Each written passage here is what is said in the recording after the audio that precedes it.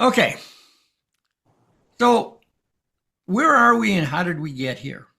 Well, there is a path that we've been following, and we've been following it for a long, long time. Back in ancient Greece, uh, this is where artificial intelligence first started, the concept of artificial intelligence. In Greek mythology, there was a god Hephaestus who was a craftsman, and he created mechanical servants. And he created a servant named Talos. Talos's purpose in life was to guard the island of Crete. And he even made his way onto a Greek coin, which you see at the bottom right. That is Talos. And basically, Greek mythology wrote about having mechanical servants. The Hindus also had their mechanical servants. In Hindu mythology, King Ravana had a flying chariot, and he could navigate this by talking to it, by speaking. His voice would direct the chariot where to go and what to do. Then we have computer vision. Computer vision is one of the more fascinating parts.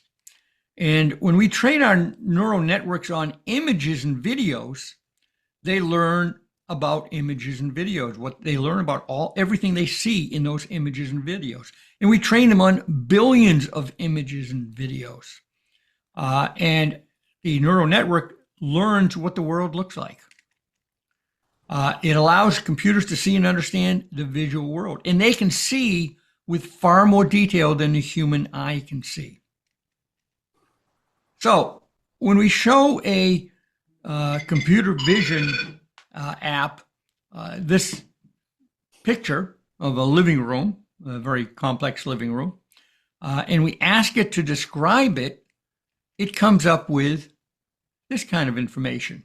The walls are painted a soft green tone with subtle textured pattern, a large bay window with multiple panels that allow natural light. The floor appears to be wood covered with geometric patterned area rug, so forth, so on.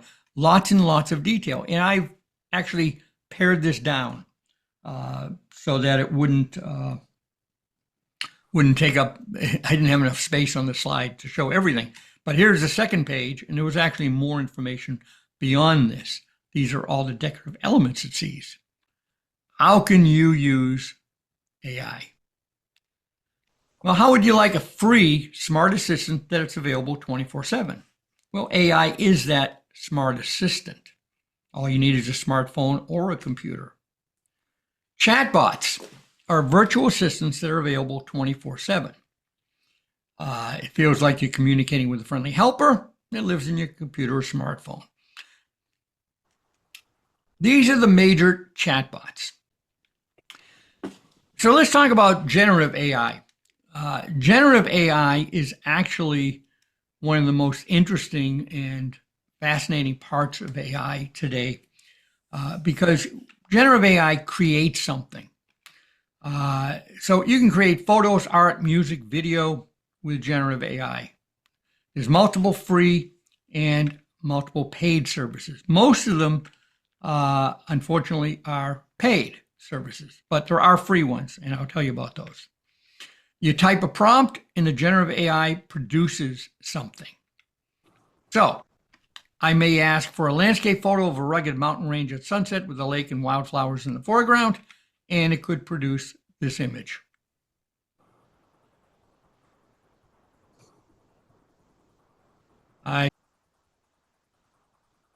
This is a hawk I photographed outside my house. He was sitting on some telephone wires, which isn't exactly the best nature picture in the world, is it? So I got a nice picture of the hawk, but I don't like where he is. So I used Photoshop. Photoshop is going all AI. They are 100% going AI. And I went into Photoshop and I was able to create this using AI in Photoshop. Now, to use Photoshop, you need to have some skills. You have to understand how to use Photoshop. It's not a simple program. But anybody can do this now. Anybody, including you. This image was created with Google. Google Gemini. Now, how many people have heard of Nano Banana? Is anybody? No, nobody's heard of Nano Banana. Did somebody say something? No? Okay. Well, Google Gemini allowed me to create this in the most simplistic way. I'm going to show you an example of it in a minute. So we take this picture, and I basically said, I uploaded this picture to Google Gemini, and I gave it a prompt. Show the man with a blue striped dress shirt on, or show the man with no hair and a long white beard, or show the man with a blue parka on. And I gave it a whole bunch of different prompts. Literally, you upload a picture, you give a simplistic prompt, and you can change the picture to almost anything you want. And in May, the Wall Street Journal reported that the number of people with brain-computer interfaces is set to double. Most of these people are people like Rodney, people with disabilities, where these brain-computer interfaces allow them to communicate with the outside world, where they could never do it before.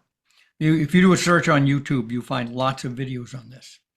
But brain-computer interfaces have been around for 20 years, but they've just become into their own, where we have enough automation to be able to make them worthwhile. Ray Kurzweil believes by 2032, which is not that far off, we'll reach longevity escape velocity.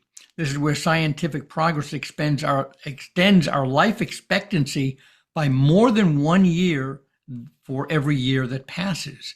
So if you think about it, and he has thought about it, medical progress has progressed dramatically year by year. And each year, if COVID didn't hit, our lifespans would be, increasing every year. COVID had to put a little crimp in that. But, 100 years ago, we didn't live anywhere near as long as we do now. And medical progress keeps improving. And at some point, it's going to improve to where it helps us more than a year for every year that passes. Now, obviously, AI has a dark side, and there are ethical dilemmas. We have bias. Who creates the data for these large language models? Humans. Humans have biases. So these large language models have biases built in. There's nothing we can do about that. Accountability. Loss of human control. What happens when AIs make decisions that are dangerous? Who's responsible?